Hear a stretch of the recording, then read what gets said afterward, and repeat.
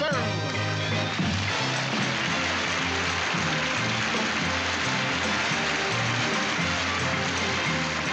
George Burns.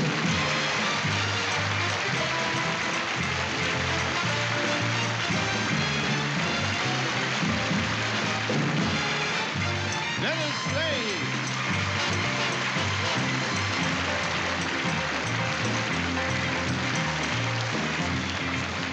Bill Harris.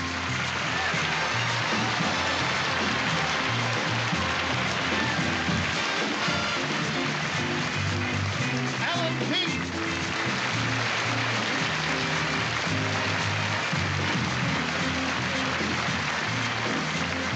Ed Sullivan.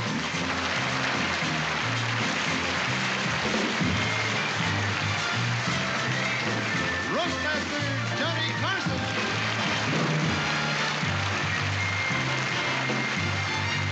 And our guest of honor, Jack Benny.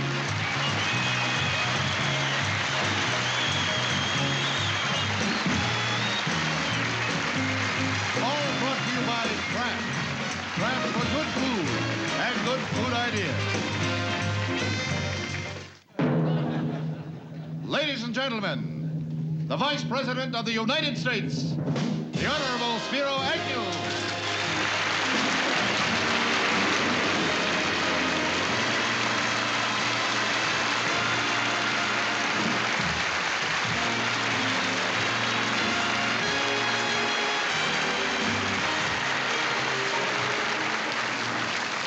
Guest of honor, distinguished members at the dais, ladies and gentlemen. Tonight, the Friars Club, an organization of good fellows dedicated to philanthropic and charitable causes since its beginning in 1904, gathered together to honor one of its own, Jack Benny. This evening, Jack's name is added to a most select list of illustrious individuals whom the Friars have chosen to honor in the past. Distinguished names like Enrico Caruso, Clark Gable, George M. Cohan, Nat King Cole, Humphrey Bogart, Bing Crosby, and Mayor James J. Walker. So tonight we pay tribute to a man who, in the election of 1968, threw his support to Richard M. Nixon, who promptly threw it right back at him.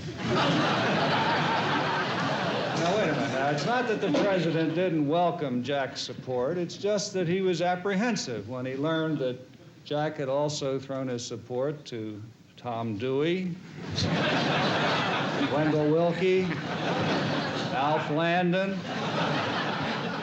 and William Jennings Bryan. Looking around, I see on this dais some of the greatest comedy talents in this country. So I'm not going to compete with them and do jokes about Jack's stinginess or how old he is. I don't know how old Jack is.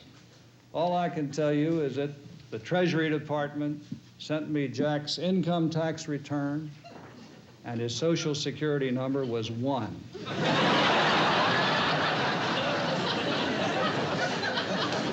We're still auditing that return.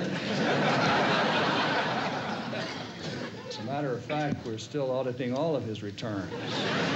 It's not that there's anything irregular about them, it's just that his classification has the Treasury Department completely stumped. They can't figure out how a man who has been one of the world's top entertainers for 40 years can declare himself a non-profit religious organization.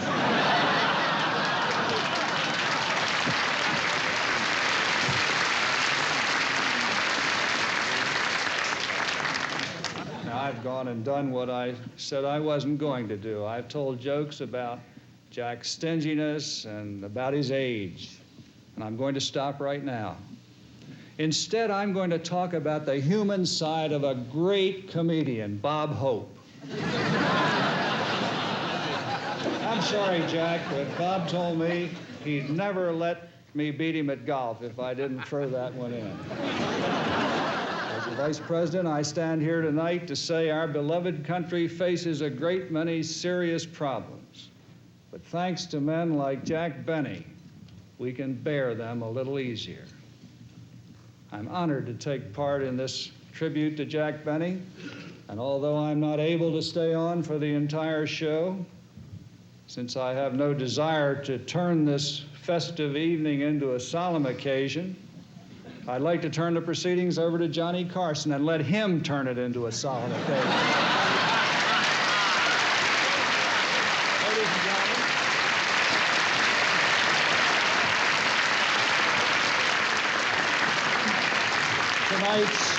tonight's roast master, Mr. Johnny Carson.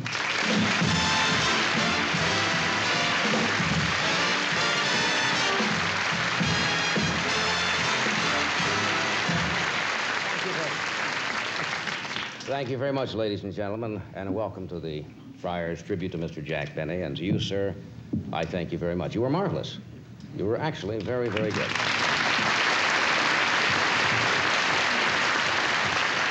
I don't know how to take those kind words. It just goes to show that the vice president can be funny even when he's not making a political speech.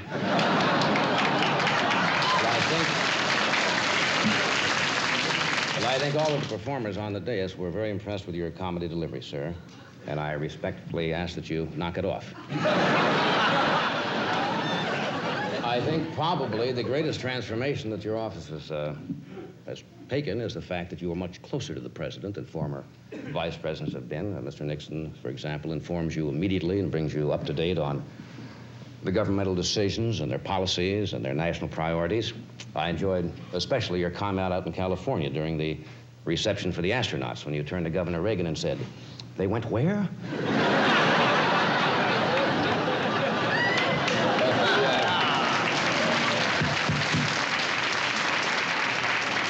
But the vice president has been a guest on the Tonight Show, and he enjoys a good joke, and he doesn't take them seriously at all. As I was telling the desk sergeant yesterday during my Army physical. But the vice president has joined us briefly, and we're delighted that he could be with us for even a short time tonight in this tribute to Mr. Jack Benny. You'll have to forgive me when I talk about Jack Benny, because I can say it in front of this group tonight and to the television audience watching that unabashedly I can say that the man is my idol. That's true. When I was in high school, I never missed Jack Why Benny. was that funny? When you were in high school, there were no high schools. Maybe that's what. But I used to listen to Jack every single week. And as a matter of fact, after high school, I went into the Navy. And during the 3 years in the Navy, I became so impressed with Jack that I started to mimic him. I did his gestures. I still have a little bit of my style. I would do his timing. I would do his looks, his inflections. I even started to walk like Jack for a while. Until one night I was picked up by a Marine. Who incidentally was one of the nicest dancers I've ever met.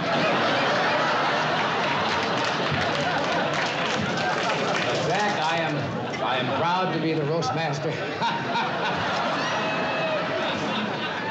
Am I going too fast, Milton? Did your pencil break?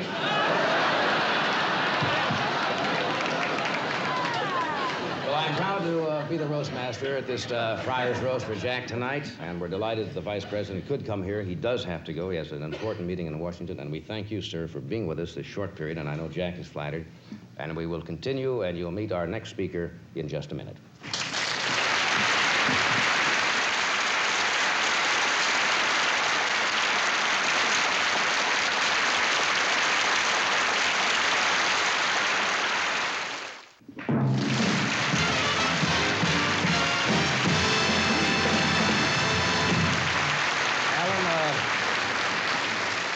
Alan King has just returned from running a short errand for Mr. Phil Harris. You know, for 30 years, Phil's mammy has been broiling hammy in Alabama, and we're all pretty sick of it by now. So now I present to you a man who, when he says I'll have one for the road, means the entire federal interstate highway system, Mr. Phil Harris.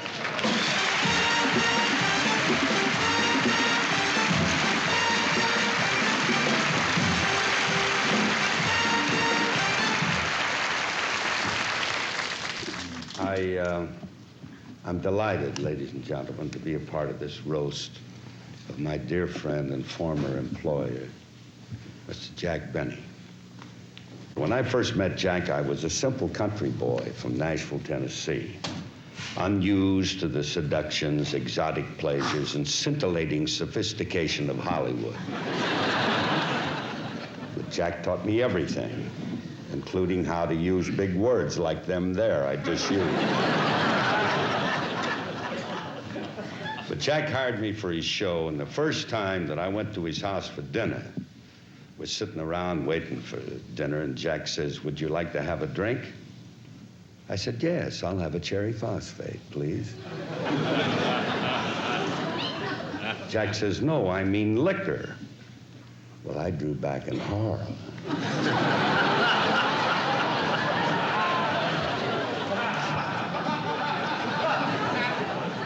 But I didn't want to, appear unsociable, so I said, "What kind of liquor do you have in mind?" Jack said, "How about a martini?" So I told him I'd give it a whirl, He said, "Would you like it with an olive or without?" I said, "What's the difference?" And he said, 10 cents.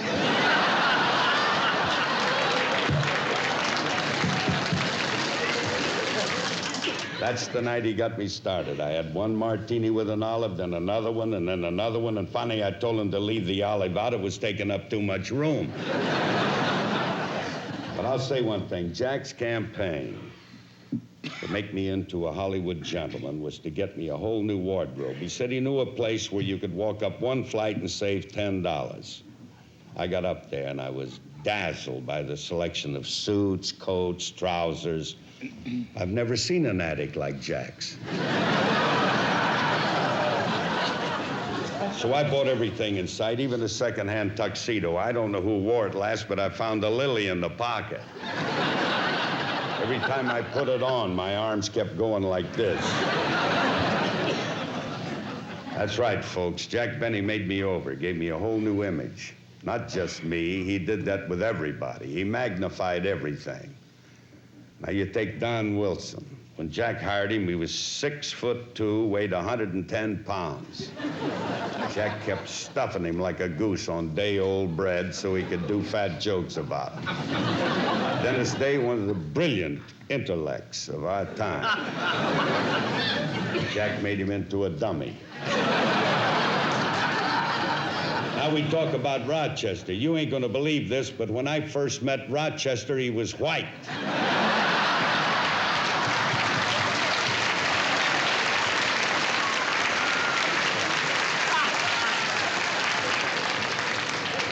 Well, be it as it may, and I'm not sure it was, but I know, I now had myself a brand new image thanks to Jackson. I had curly hair, flashy clothes, a lot of booze, and Jack told me I had to stop living at the YMCA. And the Y told me the same thing. Well, Jack took me by the hand once again. He said that he knew just the apartment for me, and the next day I moved into a place called the Benny Arms. I've never seen anything like this. High class, it's classy. I mean, the most high-class place that I've ever been in my life that was legal.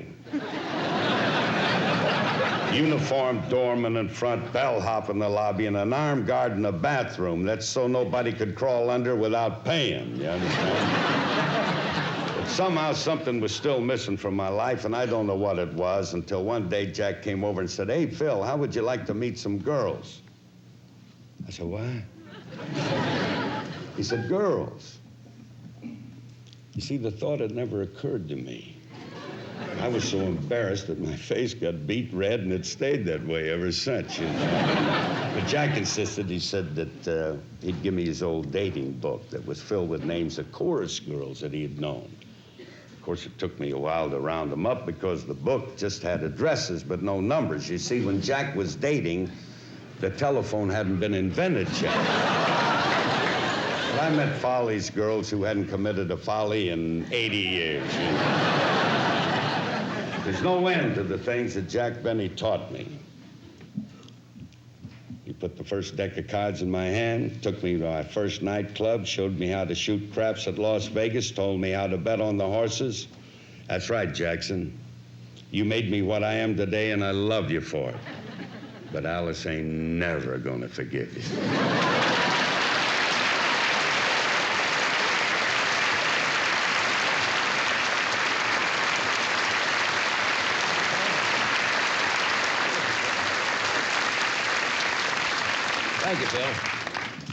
Here, Ed, put this on your chest. Look natural. Thank you. Right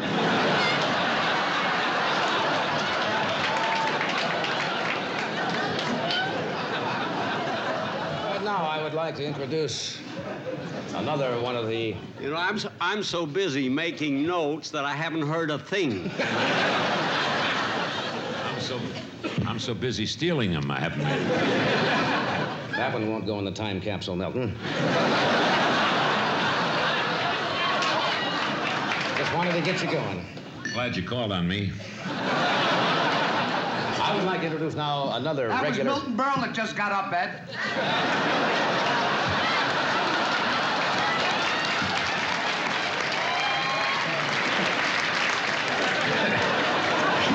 Careful, the pennies will fall out of his eyes. It's supposed to be a roast of Jack, and we're picking on you already. I started to introduce Mr. Dennis Day. I guess the reason for these mics, we're supposed to ad-lib, aren't we? That's right, George. Okay, I will.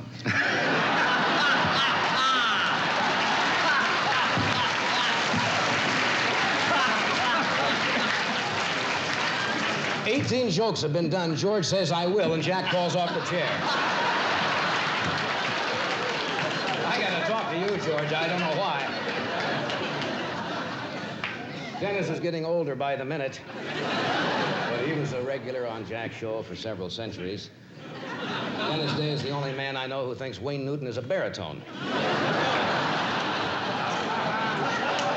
a matter of fact, in Ireland, Dennis's voice has often been compared with a nightingale in pursuit of its lover. That's a rough translation, actually, from the Gaelic. What they really said, he sounded like a sparrow in heat. Here is the kid himself. Talk, Dennis. Talk.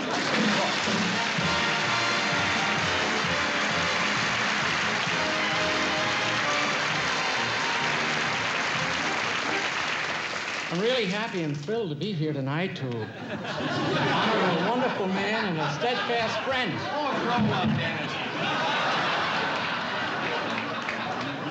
Mr. Jack Benny. You know, I went to work for Mr. Benny when I was just a boy, and through 24 years, our relationship remained exactly the same. I never got a raise. But just knowing Mr. Benny was worth it. He told me that himself.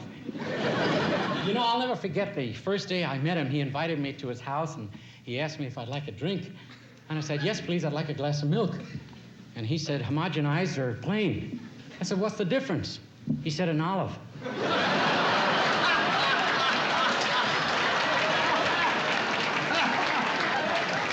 I didn't know what that meant, but I laughed anyway.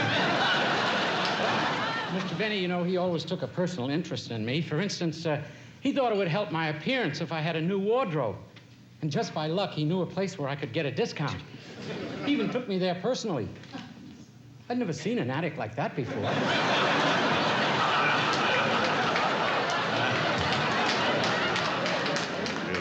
But the clothes were too expensive, so Mr. Benny took me down to the basement where he had another line.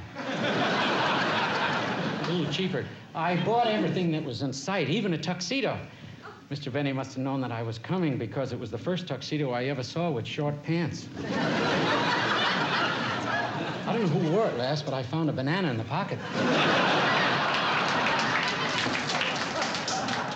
Turned out it came from the Marquis Chimps. It was a perfect fit. All I had to do was shorten the sleeves.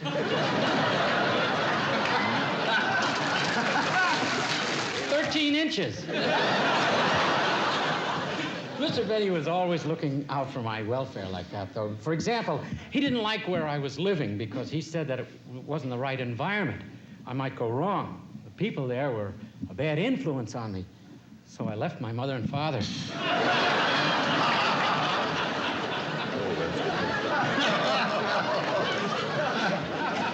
And I moved into my own apartment. It was a place called the Benny Arms.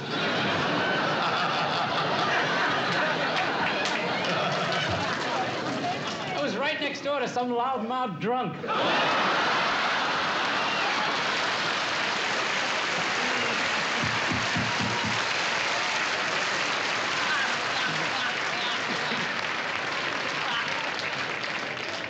I would have moved out, but I was making a fortune in tips, helping old Follies girls up and down the stairs.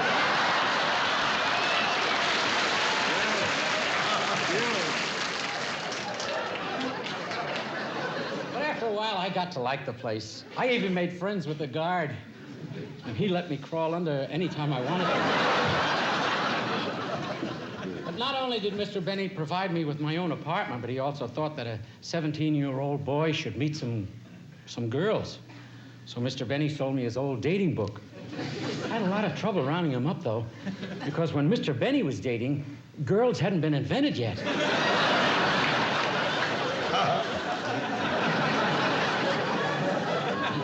You're too damn funny to suit me. Well, Mr. Benny, you know, you've taken a lot of ribbing tonight, but I know there's not a person here who doesn't wish you the very best the world has to offer, and thanks for all the years of laughter that you've brought everyone. And it goes without saying that those are my sentiments, too. Oh, my mother would have sent her regards, but she doesn't like you.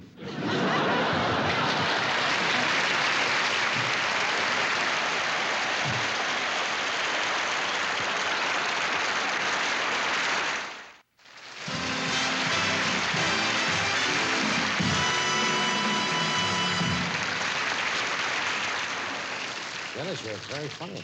Yes, Your Johnny. timing is superb. You have how many children now?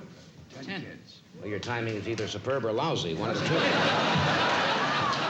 on how you look at it, I suppose. That's about a shame. Yes. What can I say complimentary about our next speaker, Milton Berle, that hasn't already been said by Milton Berle?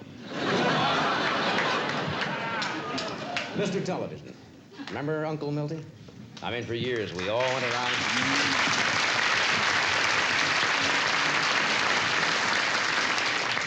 Well, for years, we all thought of him as our uncle. Assuming your uncle walks around on the sides of his feet and wears a dress.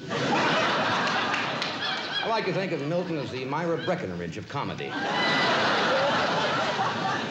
And it's always nostalgic when Milton appears on a dais with other comedians. It's kind of like going back and paying a visit to your material.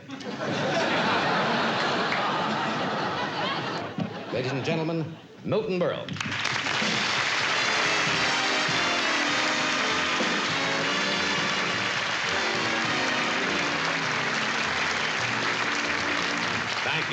Thank you, Merv. It's,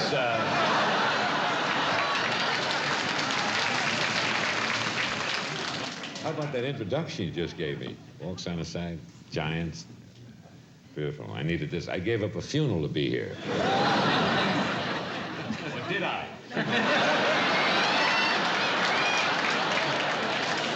But I must tell this. I'm kidding, Eddie. I'm kidding. I must tell the truth about you, Johnny. You were hilarious. I'm a big fan of yours. I really am. I'm the one. Somebody nudge Phil Harris and tell him where he is, please. And he has a great mind, Phil Harris. Give him a glass of wine, and he'll not only tell you the year it was made, but he'll also tell you the name of the broad who jumped on the grapes.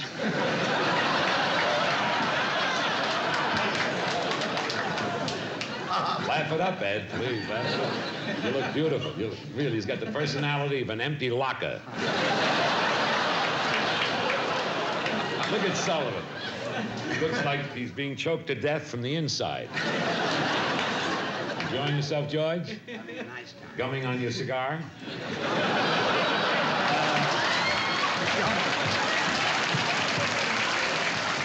I think you just embarrassed me. I didn't embarrass you. Dolly Madison embarrassed She did, too. you. She did, too. Hey, good ad-libbing. She did, too. That was her line. I know her line. Oh, by the way, before I go, the Jack, will you look at me when I speak to you?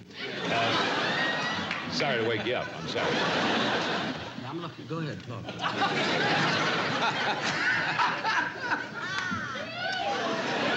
Boy, if I ever switch, you're first. No,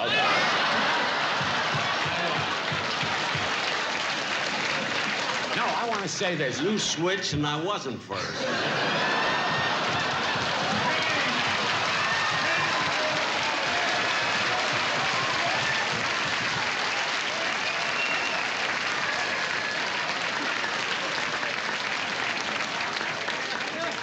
I wish I'd have said that. Dennis, would you like to leave the room?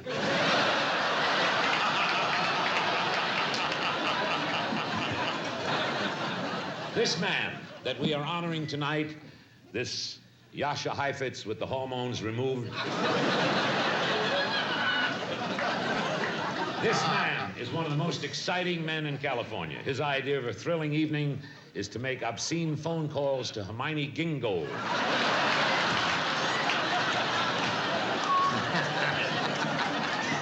His biggest thrill on Sundays is to wake up his leg.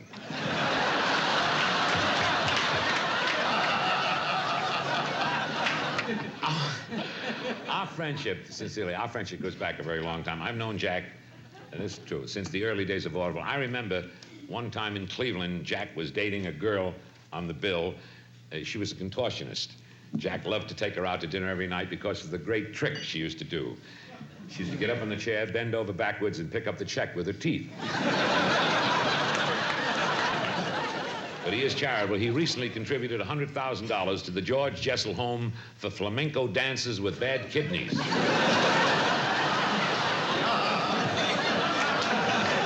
This man that we are honoring tonight, I have to be truthful, I'm sorry, gives away nothing. Nothing! I'm getting mad now. Oh, are you? Yeah, okay. This is the only man I know who has a burglar alarm on his garbage can. Every night he waits until Mary falls asleep and then turns off her side of the electric blanket. When Benny pays for his own dinner, he thinks he's treating. No, I don't want to stay on too long. But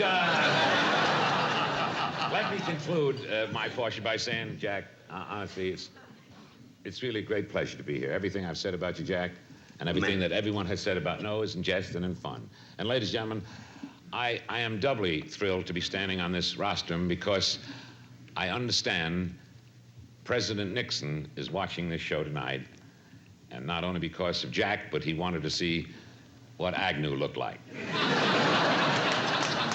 Thank you very much.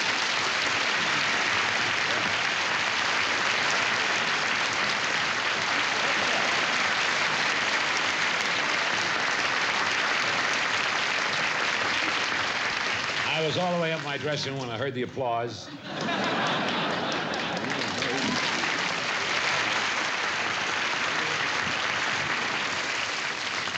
It's wonderful to be appearing on Milton's telethon.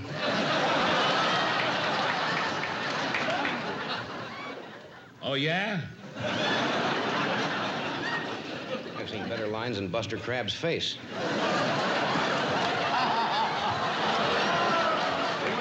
I got a line here that'll close the network. I don't... You almost 20 years ago.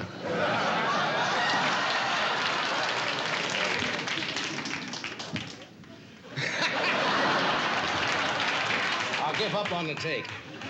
And now, Ed, you're coming up next. Want to turn on your... Alan.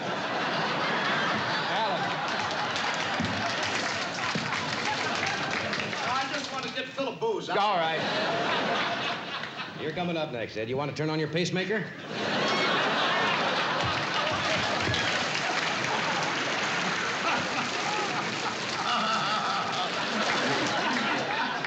Pacemaker, did you hear that? I would like...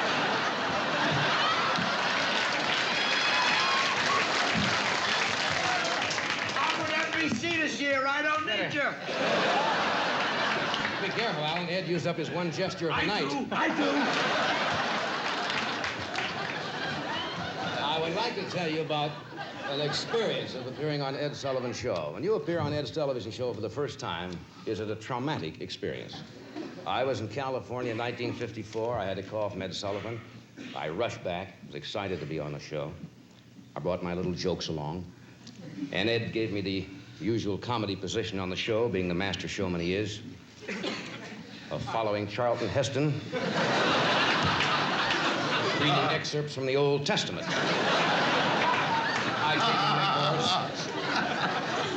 I came on and died immediately, you know. Ed rushed out and gave me one of those cute little hugs he has where he gets all tangled up with you. Then he cued me off the wrong side of the stage where I was damn near eaten by a bear.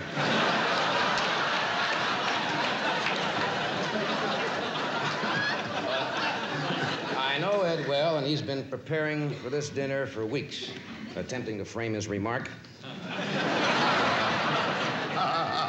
Personally, I like Ed's personality. I find it lighthearted, pixie-like. Ed has the kind of a personality that can immediately trigger an audience to file past him. I saw Ed down in the lobby before the show having a duel of wits with a gum machine. And we're delighted, Ed, that your lovely widow, Sylvia, could be here tonight.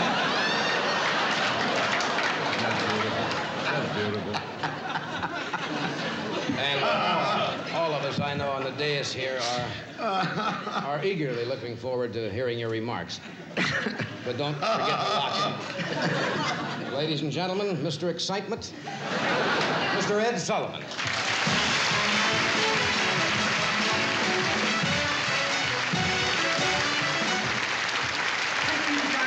Ladies and gentlemen.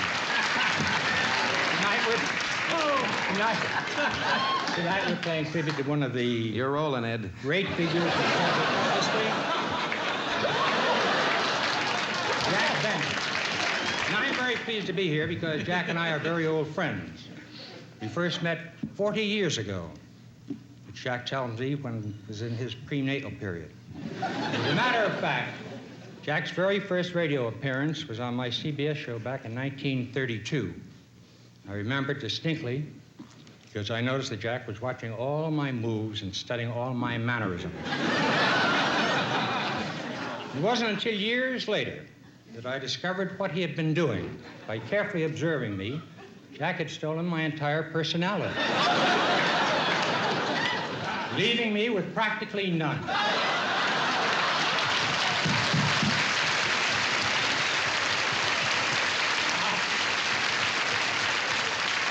Tell you step by step exactly what I mean. For example, I was the very first man in show business ever to fold his arms like this.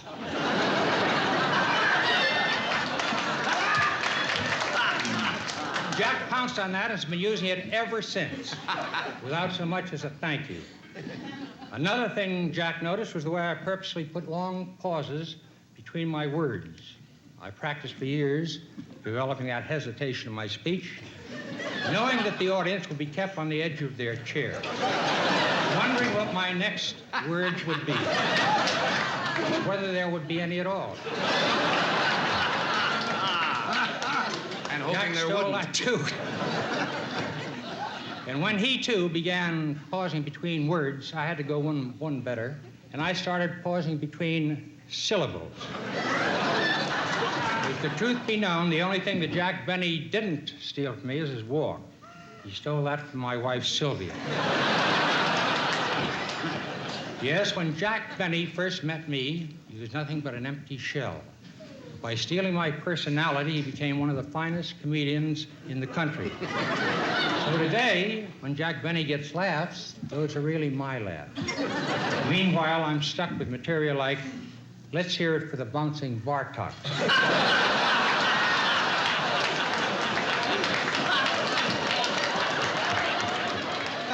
Jack, I really love you, and I want you to know that I really don't mind that you took my diction, my expressions, my mannerisms, but one thing I can never forgive is the fact that you took my smile. In other words, Jack, you are a louse.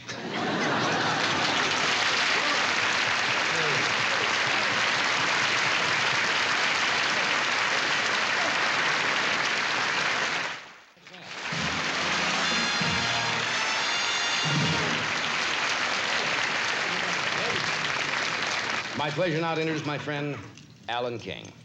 Yeah. Actually, I should say something nice about Alan. He's been very successful. He's been very generous with his money. His comedy has built many hospitals in Israel, which is only fair because it's made a lot of people sick in this country. Would you welcome, please, the Adolphe Manjou, the Crabgrass Set, and the Friars historian, Alan King.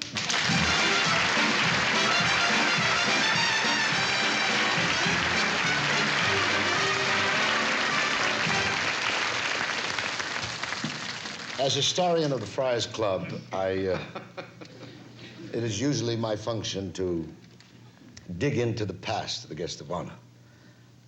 With Benny, it's not a job for a historian. For an archaeologist, maybe. Jack Benny's life has been about as exciting as the 4th of July in London. Jack was born in Waukegan, Illinois. Not in the hospital, but at home. His mother wanted to go to the hospital, but a voice inside of her kept repeating, "It's cheaper here. It's cheaper here." Something you may not know. Jack joined the Navy, First World War. He liked the uniform, came without pockets. His record shows that he served aboard 3 ships, the Nina, the Pinta, and the Santa Maria. Decorated for valor, above and beyond the call of duty, I would like to read from the citation. While entertaining aboard a battleship, they came under heavy enemy attack.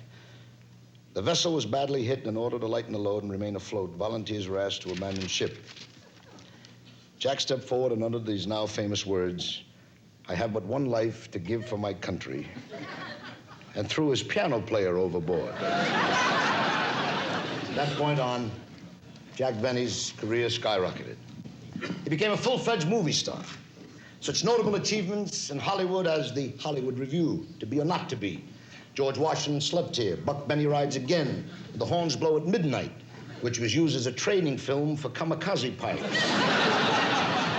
Jack always considered his most artistic achievement the title role in Charlie's Aunt, which afforded him the luxury of wearing his own wardrobe.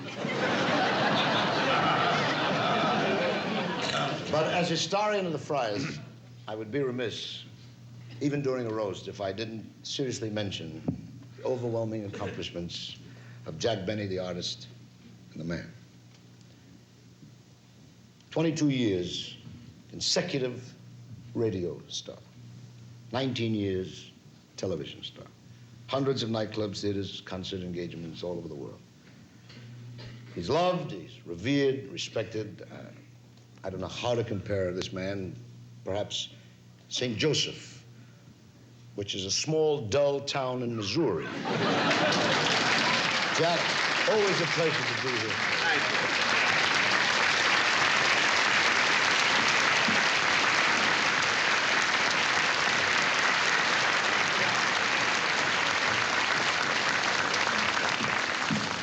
It's all right, Alan. Historians aren't supposed to be funny. Ladies and gentlemen, no dais that purports to represent the friends of Jack Benny and to be a tribute would be complete without the appearance of his best friend, George Burns. George, of course, as you know, Jack, is known for his ability to break you up at any time. Not that it's hard to do. I see you fall down over a speech by Carl Mundt. Would you welcome, please, Jack Benny's security blanket, George Burns.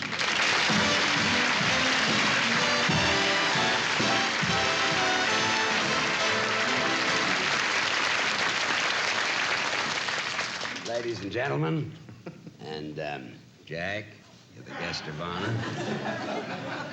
If you'd like to laugh now, we'll get it over with. And Johnny Carson. Oh, that's pretty funny, the name Johnny Carson. Oh, I thought you were laughing at Johnny. The name Johnny Carson, because that's a funny name. Hasn't been kicked, you see. I'm still laughing at Sullivan. Are you the one? Well, anyway. You know, it's strange to see Johnny Carson here tonight, because I usually watch him with my clothes off. And somehow he seems funnier with my clothes off. Come to think of it, I'm funnier with my clothes off. But you know, this sociable tonight is for Jack Benny. He's 75 years old. Amazing, he looks absolutely good.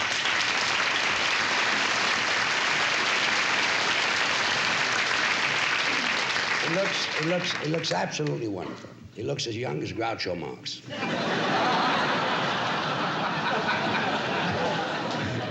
And I've got a reputation for being a comedian's comedian because I can make Jack Benny laugh, and that's not true.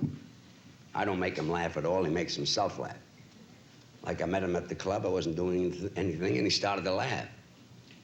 And he knew I wasn't doing anything, but he thought I wasn't doing it on purpose.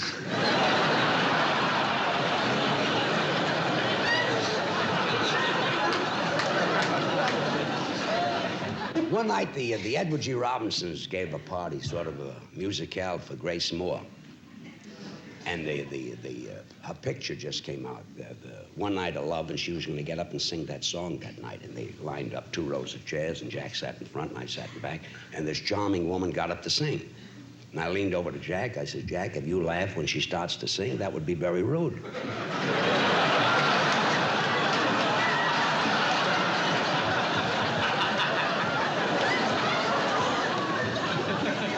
The minute the first note came out, his shoulders shook. They carried him out of the room. So you see, I don't make him laugh. Grace Moore makes him laugh. But let me tell you something. Don't ever try to make him laugh. Don't plan to make him laugh because it doesn't work.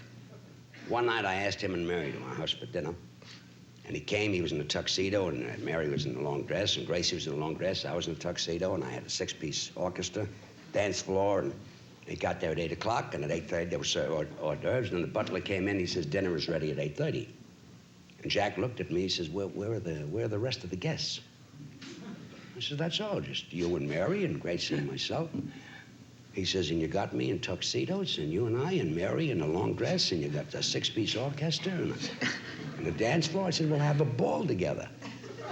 We'll dance after dinner. You can dance with Mary. I'll dance with Gracie. Then you can dance with Gracie, and I'll dance with Mary, and then you can dance with Mary again. I says, and it'll be great because there'll be nobody here to bump into us. Cost me $600. I never got a snicker. That thing was a disaster. We went into dinner, and the top of the salt shaker came loose, and a little salt went into my suit, fell in my suit. Fell down 7 times. I paid $600, got nothing. He loves salt. Anyway, Jack, you're 75, and I'm 73. I've known you all my life.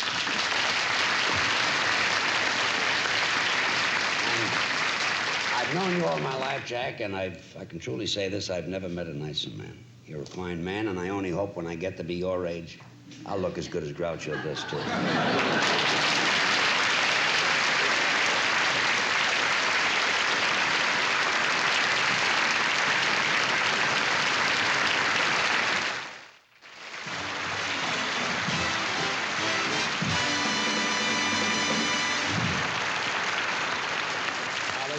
It's time to hear from the man himself, who is respected, admired, and loved by his fellow professionals, and from everyone who knows him, I guess that would be most of the world. Mr. Jack Benny.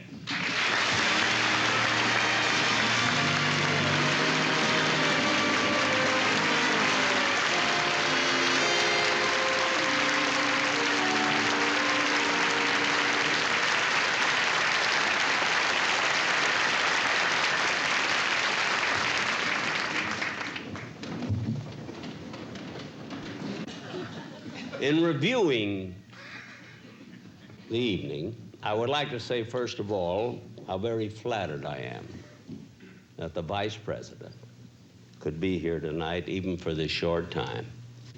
I'd like to say that even though Mr. Agnew and I have been friends for a long time, he knows that at the last election, I did not vote Republican. Neither did I vote Democratic. You see, I happen to be a registered Whig.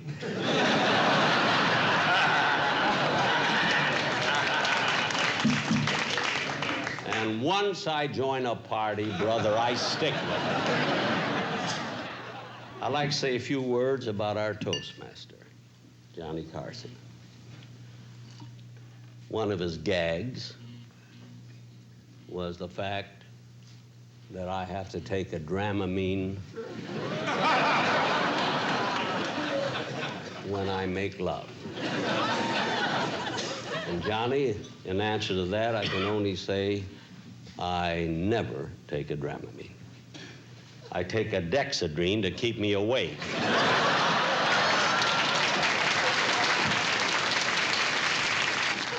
Then he mentioned the fact, as did some others, about my walk.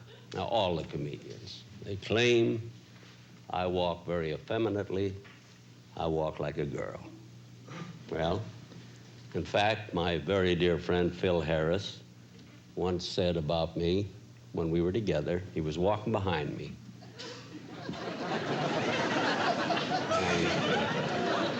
He said one of the funniest things I've ever heard.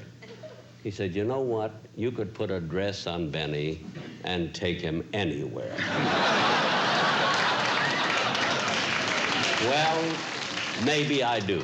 I don't think anybody can help the way he walks. Maybe I walk like a girl, but believe me, I am not effeminate. Have I bothered any of you fellas?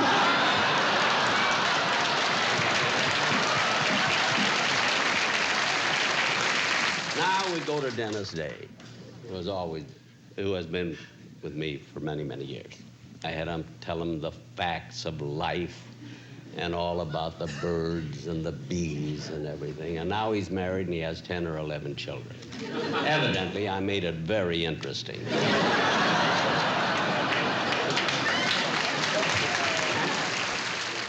Of course, it was the great Will Rogers who once said, I never met a man I didn't like. Obviously, he never met Milton Berle.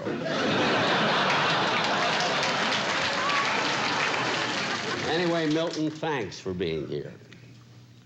Whether your speech was original or not, it's the thought that counts. And it was great. Now, I've taken a lot of good ribbing tonight. And I liked it. And I'm sure it was all in good fun, as all of these Friars affairs are. I've only got one complaint, which I marked down there, that how could Ed Sullivan accuse me of stealing his personality?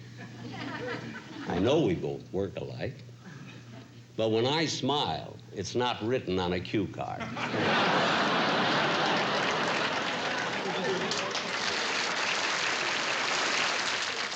But I really love Ed, and I don't want you to think I'm talking behind his back. If he were here tonight, I'd say the same.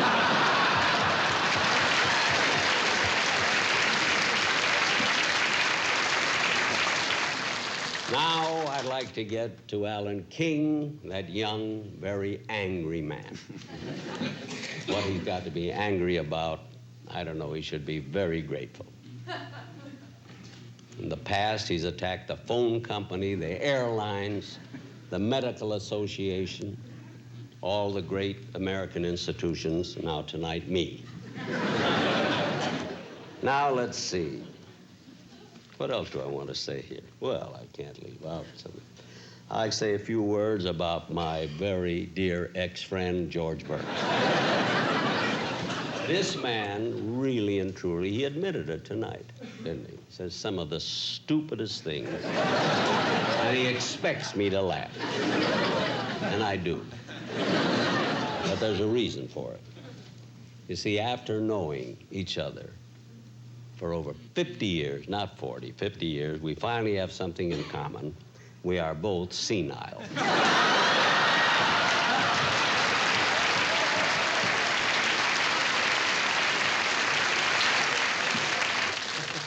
And now, I would like to thank everyone who made this evening possible. Remember what I said earlier, that I'm a very lucky man. I want to thank everyone for being here tonight. And as I realize tonight, as I stand up here and I look around at this lavish affair, the beautiful women in their gowns, the men in their tuxedos, the big orchestra, when I think of all the preparation that was necessary to make this evening what it is, one thought keeps running me through my mind. Why couldn't they have given me the money? Thank you, everybody.